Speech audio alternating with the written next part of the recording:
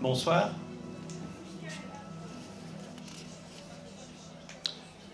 Comme nos vies en ligne courbe, nos rêves sont peuplés d'images. Entre le réel et l'imaginaire, il n'y a souvent qu'un simple pas. Un seul élan infime, si infime parfois que nous ne parvenons pas à le saisir. C'est là, juste là, que je vous propose de nous accompagner, Étienne et moi, avec ces quelques mots et ces quelques notes, saisis au hasard des jours qui se lèvent, des matins qui se trament, ou des nuits sans sommeil et qui s'étirent en longs silences, souvent prolifiques. C'est là où la mer ourle le sable des plages, en se retirant, et nous laisse ses signes mystérieux.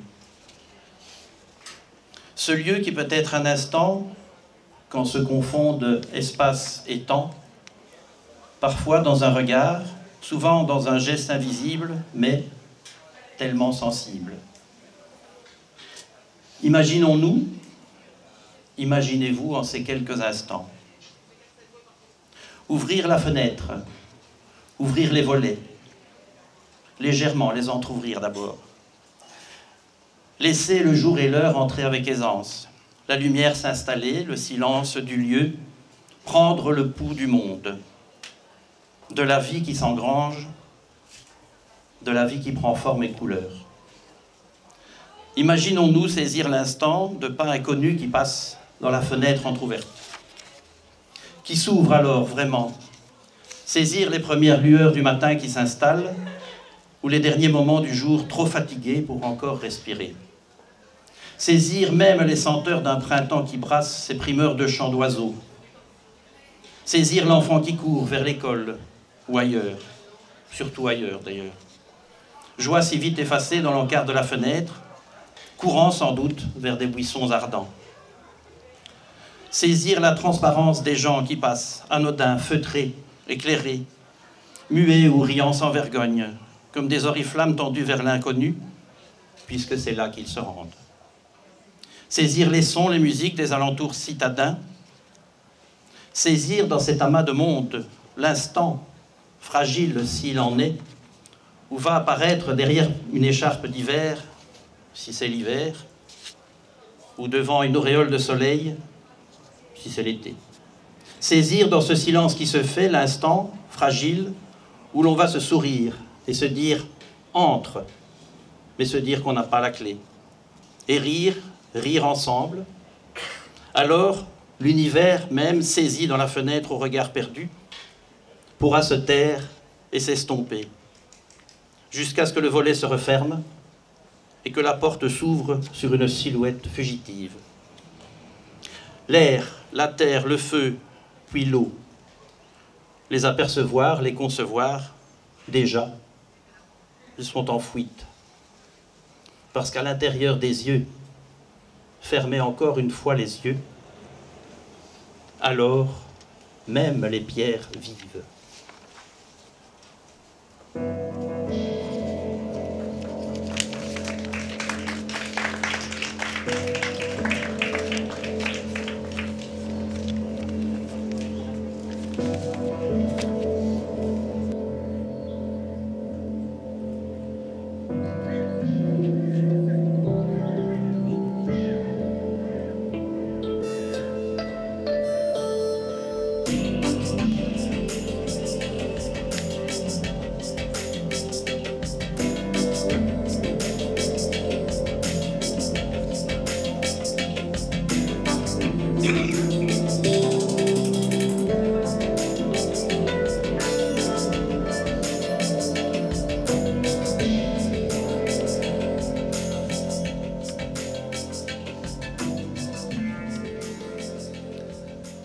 Elle avait froid dans le train. Elle avait froid dans le dos. Elle a pris son manteau d'hiver Elle l'a enroulé autour de ses épaules. Elle a souri en se réchauffant. Elle a fermé les yeux. Elle a imaginé la nuit roulant sous ses pas. Elle a senti le train s'envoler. Quand elle s'est réveillée, le train était immobile. La gare n'avait pas de nom. Elle n'avait plus sommeil. Elle avait dû rêver.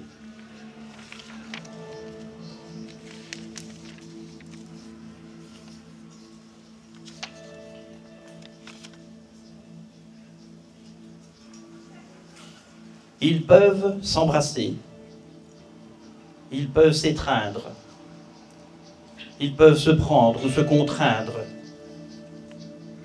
Ils peuvent crier. Ils peuvent s'entendre. Ils peuvent céder ou se défendre. Ils peuvent s'aimer ou se surprendre. Ils peuvent mourir et renaître, se voir et disparaître. Ils peuvent s'aimer de tout leur être. Que chaque fibre propre soit la fibre de l'autre, et que le corps qui vibre, vibre de ce désordre. Ils peuvent divaguer comme des mers avides. Ils peuvent s'assoupir sur une épaule triste. Ils peuvent s'évanouir, ils peuvent se faner. Ils peuvent s'endiabler sur un geste innocent. Ils peuvent cesser d'être. Ils peuvent s'effacer, se corrompre, s'inventer, se confondre, même s'oublier, s'enfouir, et même se regarder. Leurs yeux seront toujours des miroirs.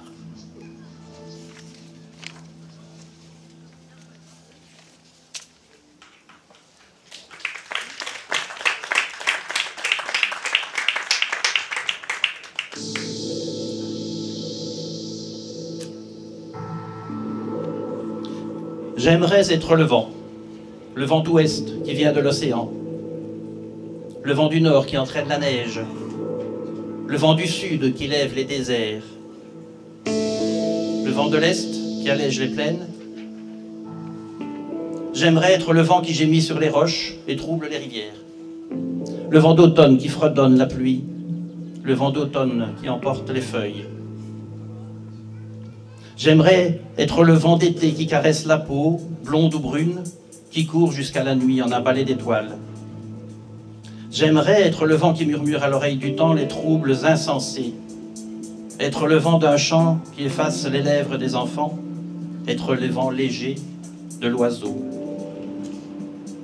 Être plus vents encore que tous les vents eux-mêmes, pour te cerner, tourbillonnant, t'endiablant, dans la danse d'un temps plus farouche que nous.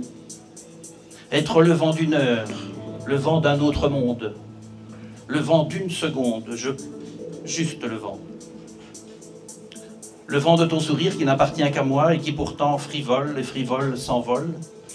Être le vent amant qui te dévait plus nu, plus pur que l'eau des larmes.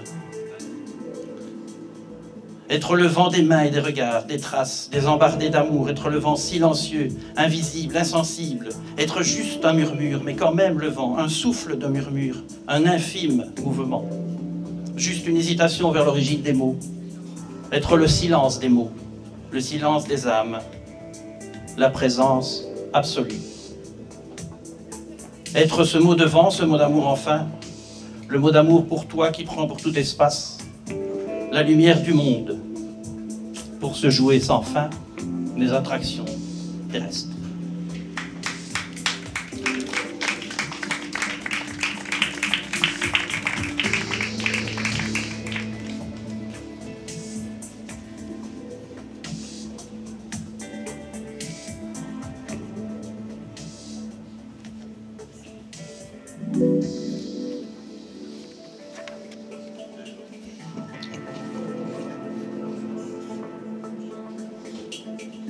À la musique qui est création musicale, Étienne Algrin.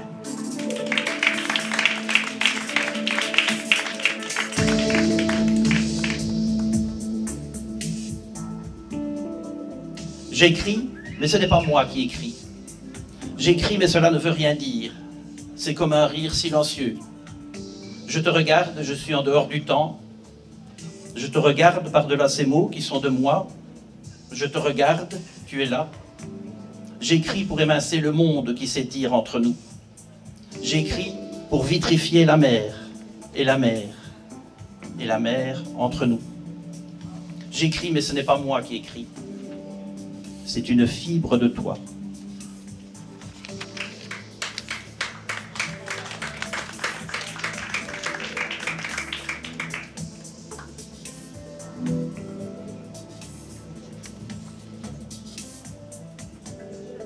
Sur tes yeux, je virevolte. Petit papillon nocturne, tu rêves, tu ne sais rien. D'un coup d'aile sur ta joue, une larme va couler, comme une eau vive et salée. Caresse fine et ouatée, malgré un désir feutré.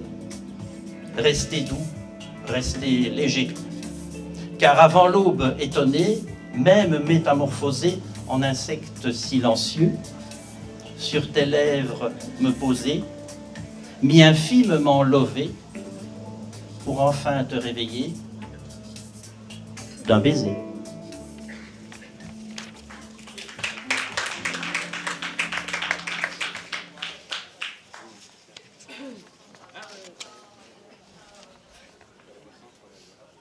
Toi, ô toi près de moi, l'arbre nous regarde, couché sous sa cime, lui, l'un et l'autre, et toi et moi. Qui de nous ou de lui est couché?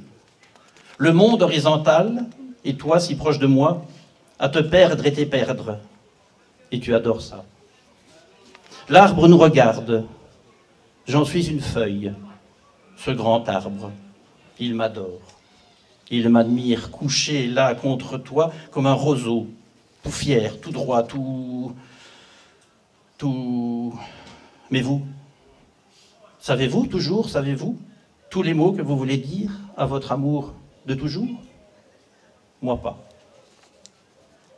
Moi pas. L'arbre est là et je vois qu'il me voit, les yeux du ciel à travers toi, immobile, toi, immobile qui me regarde. Et tu ris. Et tu ris. Et tu ris.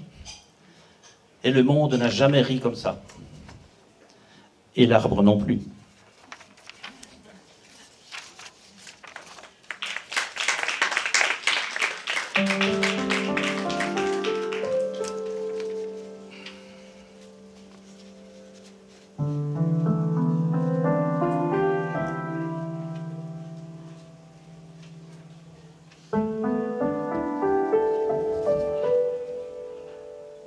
D'un trait, d'un mot, d'une lueur, la lumière s'intensifiait. Mon homme, ma vie, mon amour, au bord du gouffre de la guerre, laisse l'aube silencieuse. Je t'attendais, au bord du gouffre de la guerre, auprès du feu, dans la cuisine. Je t'attendais devant la porte. Mais si tu meurs, moi, je suis morte. Il faut que l'aube me t'apporte. Mon amour, ma vie. Je me sens encore à peine âme, quand la fumée du feu s'enflamme, laisse là l'aube silencieuse de l'absence des pas errants qui te ramèneront, amant.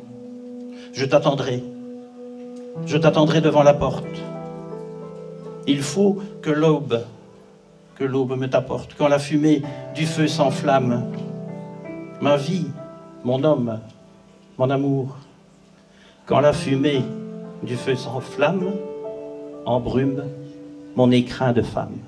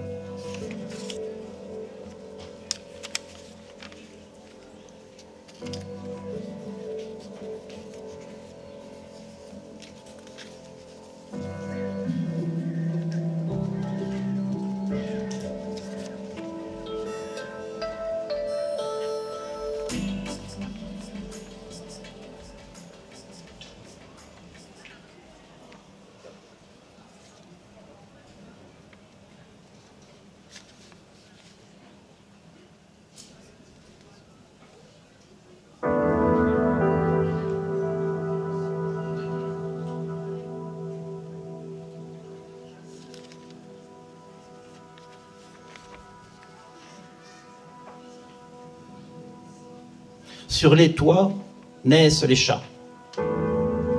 Les chats naissent sur les toits. Qu'un vieux peintre s'apitoie sur leurs sorts, sur leurs émois, sur leurs plaintes et leurs ébats. Qu'un vieux peintre aux yeux de roi, qu'un vieux peintre, qu'un vieux roi, de leurs yeux qui n'ont pas froid, peignent le nocturne effroi de l'aveugle monde en proie aux félines et troubles voix, aux folles et félins combats, sous la lune qui flamboie, sous la lune et sur les toits, la nuit quand viennent les chats.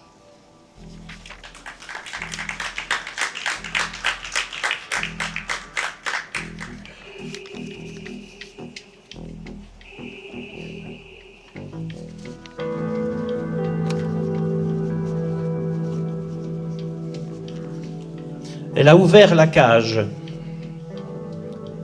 L'oiseau s'est envolé. Il n'y a plus d'oiseau. Elle a ouvert la cage, son cœur s'est détendu. Enfin, l'oiseau, le petit être des barreaux, la regarde d'en haut. Il dit, il crie, il chante, il crie. C'est beau, c'est beau. Il chante. C'est haut, c'est haut, le petit être des barreaux. L'enfant qu'elle était déjà, tant le voulait. Déjà tant le voulait. L'enfance toute passée pour entr'ouvrir la cage. L'enfance toute passée. L'oiseau a hésité. Des barreaux, il en connaît. Le monde est grillagé quand on est dans la cage. L'enfant que l'on était d'une enfance volée, brisée, l'enfance volée aussi s'est envolée dans l'envol de l'oiseau. Et qui l'a regardée, elle qui est restée là, sur la terre figée, dans l'envol de l'oiseau? Qui a volé le ciel? Qui a regardé l'autre? Puis il n'y eut plus d'autre. Il n'y eut plus personne sous l'aile de l'oiseau dans le grand ciel immense, lui aussi estompé.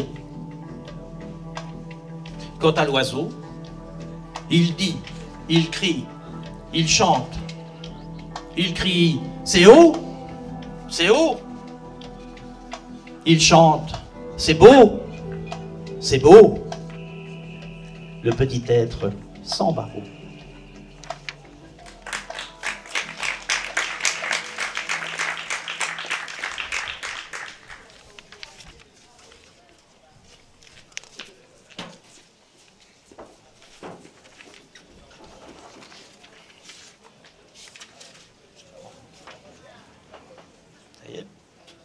On va vous faire un petit texte en duo.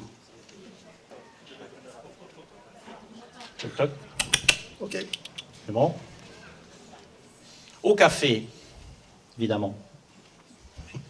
Eh oui. Il était là. Elle était là. Depuis 1 heure. Depuis 1 minute. Il la regardait. Elle ne regardait pas. Longtemps, longtemps. Toujours, toujours. Il se demandait Elle lui demandait ce qu'il allait faire. ce qu'il allait dire. En silence. Silencieux. Silence, silencieux. Il périssait. Elle ne bougeait pas. Un petit feu. Refroidissant. Dans le café. Dans le café. Il pensait. Elle remuait. Il sentait les parfums. Elle sentait bon l'alcool. De l'oubli. De l'espoir. Il tendit les doigts. Elle ne bougeait pas. Il la saisit. Légère. Il l'a bu. L'absinthe.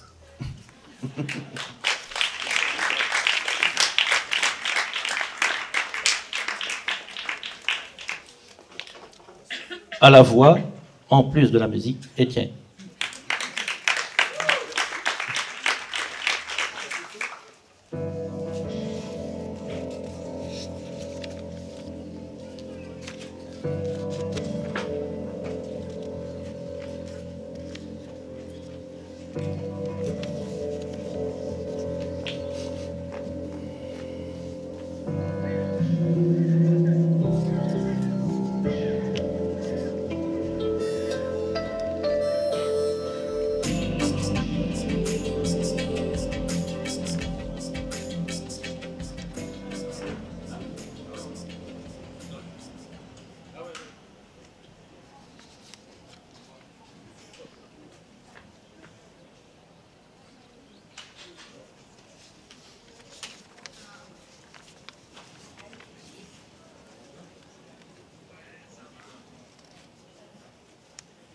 Le type entra dans la librairie, roulant de drôles de yeux d'envie.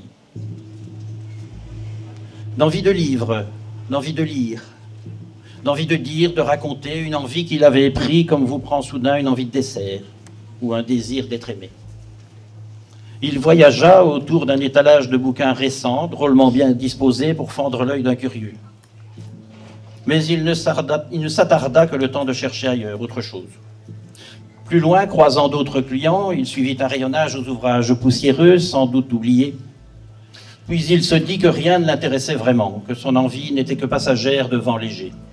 Il revint vers la porte vitrée, bouscula un drôle de type au sourire figé. Celui-ci se retourna et ils se regardèrent sans parler. Puis, « Je voudrais pas crever !» murmura le type bousculé avant de s'éclipser dans le creux d'un livre ouvert qui traînait à terre. L'autre type ramassa le bouquin, dispersa les flocons de nénuphar qui en voilaient le titre et sourit. « Je voudrais pas crever !» répétait la couverture du livre. Le type plongea résolument à l'intérieur du bouquin, feuilletant les pages sans innocence. Le premier texte était un poème de 2 pages et le type fut drôlement réjoui. « Je voudrais pas crever !» disait le poème, « je voudrais pas crever !» Justement ce qu'il cherchait. Quand il ne put plus résister aux rimes, aux images et aux couleurs des mots, il eut envie de l'acheter. Ses doigts qui fouillaient sa poche trouée ne ramenèrent à la surface du monde qu'un bouton rouge désuet, une mine de crayon carbonisé et 2 feuilles de charme entortillées, comme des reflets de sa promenade au bois. Fauché. Ses yeux, qui ne comprenaient rien aux problèmes financiers, continuaient de briller en s'attachant au poème. Et celui-ci, qui se piquait au jeu, commençait à briller aussi. Irrésistiblement. Le type agrippa les feuillets du livre, jetant un œil circulaire, arracha 2 pages d'un mouvement sec, plein de sueur. Il partit sans s'enfuir, s'enfuit sans se presser, se pressa en sifflotant, mais une vendeuse vint l'arrêter. Et là, les gendarmes occurrents expliqua le forfait porta plainte. Dans son bouquin détérioré, Boris Vian riait aux éclats et témoigna devant le tribunal, tandis que le type se morfondait dans une cellule crasseuse de prison sans livre. On l'invita, on l'incita, on l'exhorta, on l'obligea à restituer les 2 pages volées afin de rendre sa complétude à Boris Vian, qui riait toujours. Mais rien n'y fit. Le type refusait. En l'absence de toute collaboration de sa part, il fut condamné à crever. Devant le bûcher, la guillotine, le bourreau, la potence, on lui demanda une ultime fois s'il désirait enfin rendre les pages volées. « Je voudrais pas crever !» rit-il Boris Viamment. Aussitôt, la sentence tomba comme un couperet. « Vous allez donc crever !» déclara solennellement le juge chargé de l'affaire. Mais le type s'en foutait. En prison, il avait appris le texte par cœur.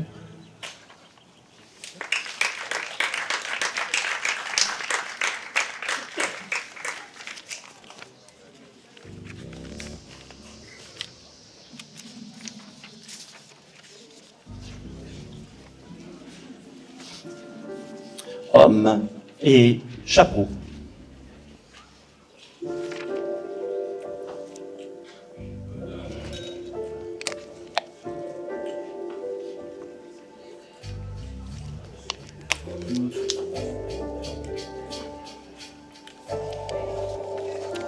Alors son chapeau s'est envolé, à cause du vent du printemps, à cause du grand vent, grâce au grand vent. Son chapeau envolé a volé à travers les rues d'abord, ensuite à travers la ville, ces belles rues fleuries. Il l'a suivi, qui chevauchait les passants comme un grand cavalier. Il a tenté de le rattraper plusieurs fois. Il a tendu la main au sommet d'un réverbère, au bord d'un étang, au milieu d'une pelouse.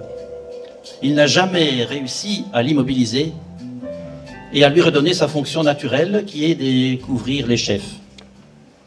Il a parcouru des kilomètres et des kilomètres derrière son chapeau, laissant derrière lui un sillage de navires égarés, et les enfants l'appelaient le monsieur au chapeau fou. Les passants passaient à côté de lui qui courait sans relâche, et il ne comprenait pas l'excessive célérité qui l'animait en toutes circonstances. Il courait, parfois avait un tel retard sur son chapeau qu'il était impossible de deviner la raison de cette interminable course. Alors son chapeau l'attendait aimablement au coin d'une rue, sifflotant un air de brise. Il attendait qu'il soit suffisamment proche pour le remarquer, mais suffisamment loin pour qu'il ne puisse s'en saisir. Et il repartait en dansant sur les courants de l'air. Les enfants continuaient à le surnommer le monsieur au chapeau fou. Ils grandissaient pourtant, devenaient de grands enfants, puis des enfants absents, se désintéressant de la persévérance de cet homme qui tentait toujours de rattraper son chapeau. Ils se demandaient tout simplement pourquoi il ne se décidait pas à en acheter un autre.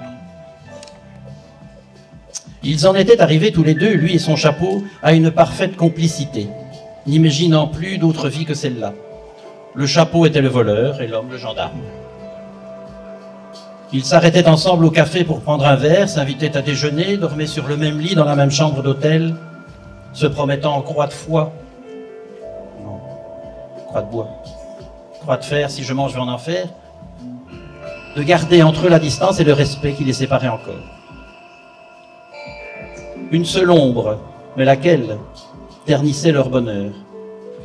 Ils étaient tous deux de sexe masculin, ce qui paraît évident pour un homme, mais l'est moins pour un chapeau. Ils acceptèrent le sort cruel qui les frappait encore, en plus de l'incompréhension d'un monde qu'envahissaient à n'en plus finir casquettes, bonnets, turbans, serre-têtes et autres capuchons malsains. Dans le fond de leur cœur commun, dans les empreintes de leur vie de course, quand la vieillesse les atteignit sans remords, ils conservèrent un rien de tristesse inconsolable face à cet étrange problème d'absence de descendance. Que resterait-il d'eux, vieillards, qui maintenant couraient si lentement?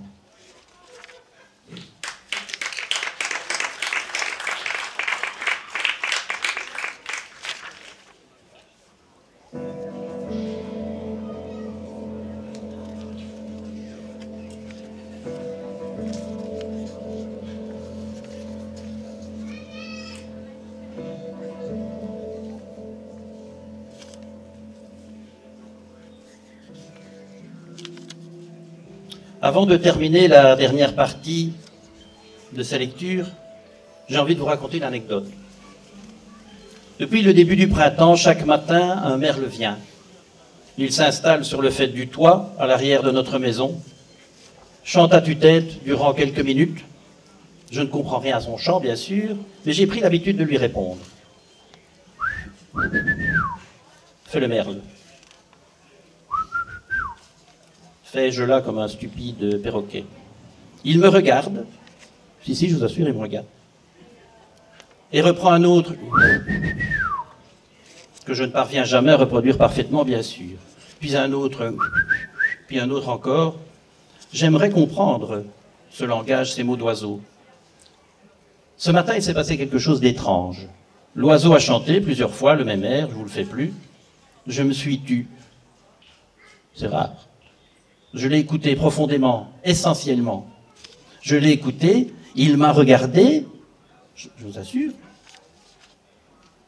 Je me moque du temps, mais pas des cerises, a dit le merle. Ce à quoi je lui ai répondu, j'adore la chair, dit la poule. Il a renchéri. Faites mouche, dit l'asticot. Et moi, allez, racontez-moi ça, dit la salade. Et lui, ça va la tête, Isaac, dit la pomme. Et moi, je vous mène où, dit le bateau. Restez au lit de grâce, dit la matinée. Quelle horreur, dit Albert Einstein à son frère Franck. J'adore Paris, dit le champignon. ça devait arriver. Alouette, je te plumerai, dit le miroir. Viens, poupoule, viens, dit le coq. Je ne suis pas resté en reste. Elle m'a posé, dit le lapin. Et le merle. D'abord les copains, dit Georges. Ave, dit Maria. C'est la loi, dit le moindre effort. On n'en finira jamais, dit la pause café. Le merle. J'aimerais avoir la tête à l'endroit, dit la chauve-souris. Et moi, vous me pelez beaucoup, dit la tomate. Je me dors, dit la pilule. Vous vous trompez, dit la vessie à la lanterne. Ah, vous aussi, vous vous appelez Artaban, dit le pan.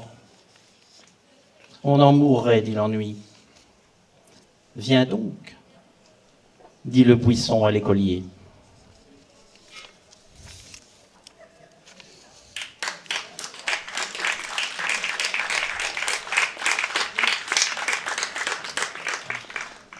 Mademoiselle Aurore Boréale vous prie d'apprécier ses plus belles draperies.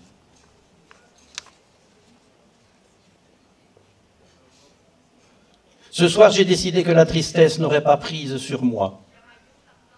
Le verre de whisky vide peut en attester. Et la bouteille aussi. La tasse de café fume encore, la cigarette aussi. Tu m'as quitté sur un coup de tête. J'ai très mal au nez.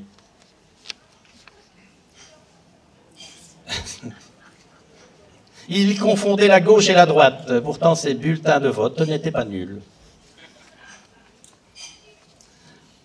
Être aveugle n'est pas très grave. C'est juste 2 fois borgne en même temps. Il avait le cœur sur la main.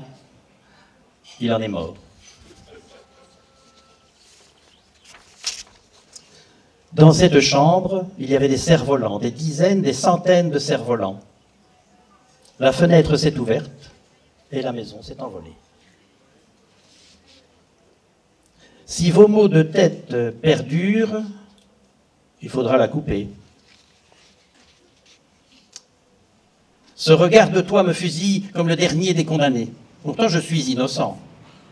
C'est le chat qui a volé le roast-beef. En grandissant, je devins le plus petit de la classe. La croissance était en baisse.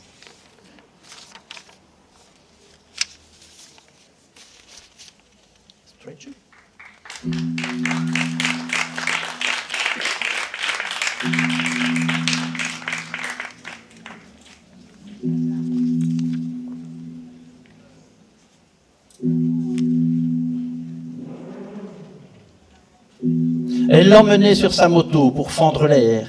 Il s'accrochait à ses hanches, rondes et joliment courbes, surtout dans les virages.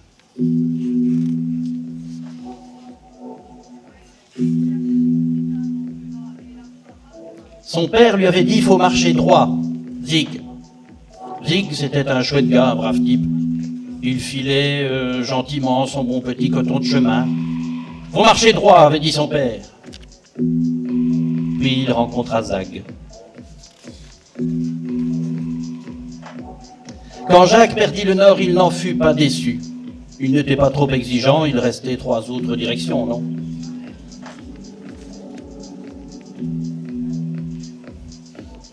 Drôle d'oiseau, ce corbeau, drôle d'oiseau noir. Pas bon signe, ça. Même mauvais. Mauvais signe, mauvais présage. Un vendredi 13, lui donne pas la tronçonneuse, Mathilde.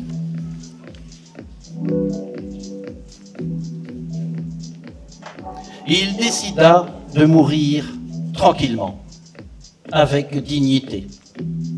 Il revêtit son plus beau costume d'Italie, celui de son mariage, dont il ne se souvenait plus. Il s'installa sur le lit, ferma les yeux, mourut, sans un mot, sans un geste. Quelle élégance!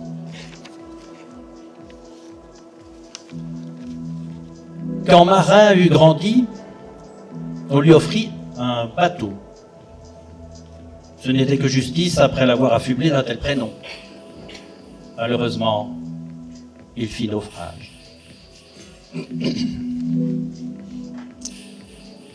J'avais une chaise très belle, très personnelle, rare et craquelée. ayant appartenu à mon grand-oncle, ou presque. Puis on me l'a volé. Je ne me suis jamais réellement remis de ce forfait. Je n'ai plus envie de m'asseoir. Il arriva devant la porte, frappa, sonna, on lui ouvrit. Je viens pour... je sais. J'ai convoité, pas grave. J'ai volé, pas grave. J'ai tué père et mère, fais rien. Entrez. Oh. Le paradis n'est plus ce qu'il était.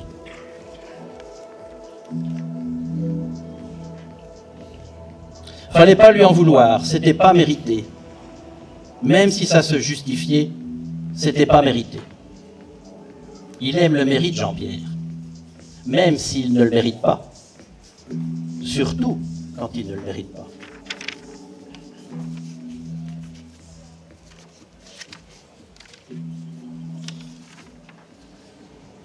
Apprendre par cœur n'est pas facile. Il faut en avoir un qui ne soit pas de pierre et batte la mesure. Ce qui est préférable, assurément. Lorsqu'il s'arrête, on parle souvent de mort.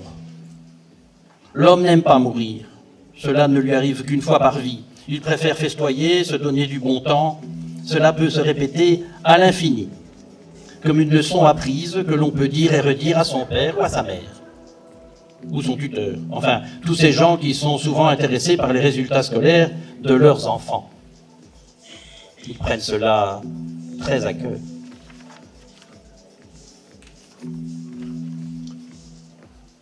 Quand on croise les doigts, on les regarde de travers, voire droit dans les yeux.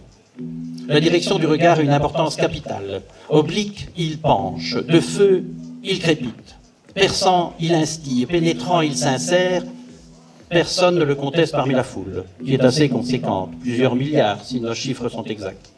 De quoi peupler une planète entière. Il faudra penser à y élever les bâtiments sur plusieurs niveaux, histoire de ne pas se marcher sur les pieds. Les orteils ressentent toujours une douleur intense lorsqu'ils sont attaqués. Le premier réflexe est de les masser, longuement, lentement, en douceur, avec nos doigts. Pour eux, quel honneur.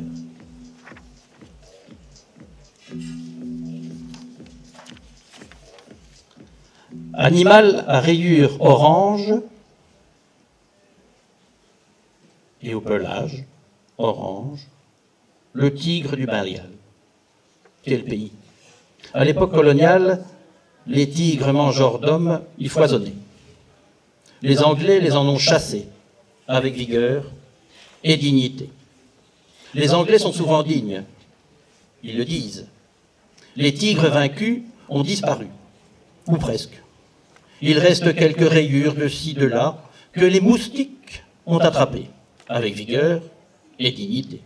Ils sont devenus très méchants, piquent pour vaincre, non plus seulement pour pomper notre sang, qui ne fait qu'un tour. Il est plus facile d'écrabouiller un moustique tigre que d'éliminer un tigre entier. Les moustiques sont très, très, très, très nombreux. Ils nous envahissent. Mais les Anglais sont persévérants, c'est bien connu. Ils en viendront à bout, avec vigueur et dignité.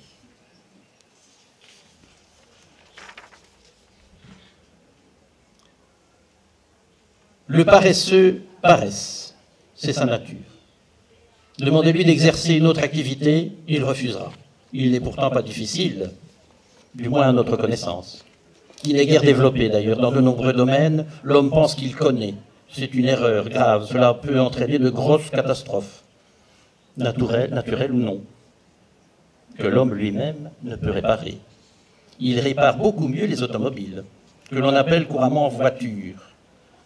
Cette boîte à roues, 4 souvent, lui permet de se déplacer tout en paraissant. Demandez à l'homme d'exercer une autre activité, il refusera. C'est la nature. Il est d'ailleurs plus que temps de la sauver.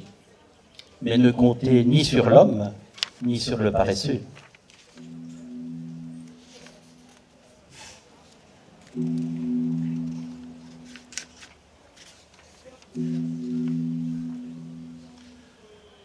L'horloge retardait tant qu'elle nous ramena hier.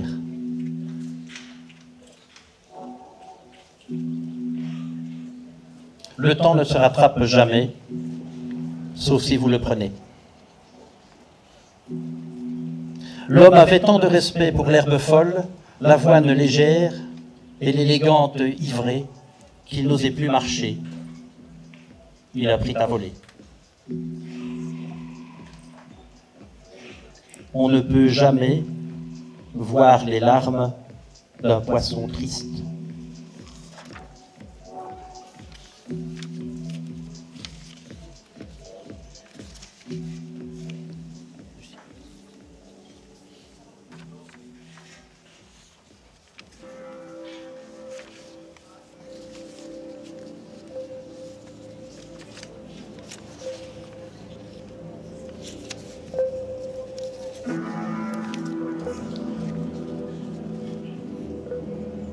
Ils rirent ensemble. L'assemblée les dévisagea aussitôt. Leur rire dominait l'ample murmure qui courait sur toutes ces silhouettes respectables. L'hôtel était de première catégorie, ils ignoraient pourquoi ils l'avaient choisi, mais ils s'y sentaient bien, malgré les regards inquisiteurs qui les entouraient. Il but son café et ils montèrent. La nuit obstruait la vue sur la mer qu'offrait la fenêtre. Le bruit du ressac semblait s'approcher, tandis que l'horizon reculait dans les ténèbres. Il faisait très chaud dans la chambre. Elle se déshabilla et se coucha nue. Il la regarda, suivit la courbe de ses mouvements et se demandait si cette allure serpentine était volontaire. Elle disparut sous le drap fin et une vague forme blanche se dessina bientôt sur le lit. Il attendit avant de la rejoindre. Ils ne se parlèrent plus et elle s'endormit rapidement. Il resta allongé près d'elle toute la nuit. Il vit apparaître le soleil dans l'ouverture de la fenêtre, plein est. Les traits rouges, puis orange, puis jaune s'élancèrent à l'assaut de son regard fatigué par la veille. Mais il ne se rendait pas compte que le jour se levait. C'était simplement le prolongement normal de sa longue nuit sans sommeil. Elle avait dormi sans remuer, et il contempla les rayons du soleil montant, la colorier comme un dessin d'enfant. Il posa une main nue sur l'épaule dénudée et vit le visage ensoleillé et immobile. Il paraissait de pierre. Il se dit qu'il aimait une statue. Il était ému et heureux. Elle se réveilla, vit qu'il n'avait pas dormi. Elle lui tendait les bras. Il y avait beaucoup d'émotions et de matin en elle. Ils avaient oublié l'hôtel. Par la fenêtre, la mer entrait maintenant un grand flot sonore. Dans ses bras, il sentit quelque chose monter en lui et passer en elle. Il la regardait encore. Elle souriait. Leur histoire leur plaisait vraiment beaucoup.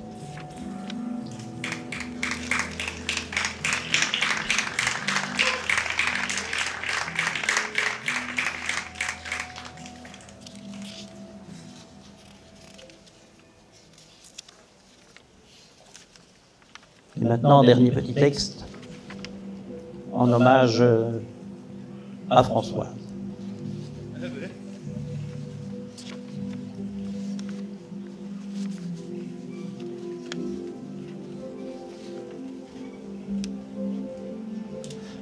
Je regarde tes yeux. Je les devine, fermés sur la fenêtre et le matin. Que de peine pour quitter le sommeil. Dans le jour qui paraît être le corps et l'âme, être la bulle du bain, vouloir la souplesse du flot et la simplicité du monde. Livre ouvert de tes yeux, la bataille des cheveux, chevelure toute marine, vague ondulée, ton regard s'interstice, se glisse, se faufile et s'esquisse. Ton abandon est à moi. Caresse, trace. Passage d'un doigt sur la lèvre qui allait parler. Passage d'un ongle de revers sur la peau qui allait se taire. Sourire. Te voici. Merci.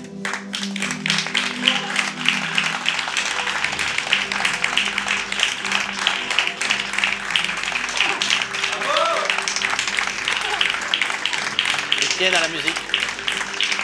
Merci à tous. Oui, ça va.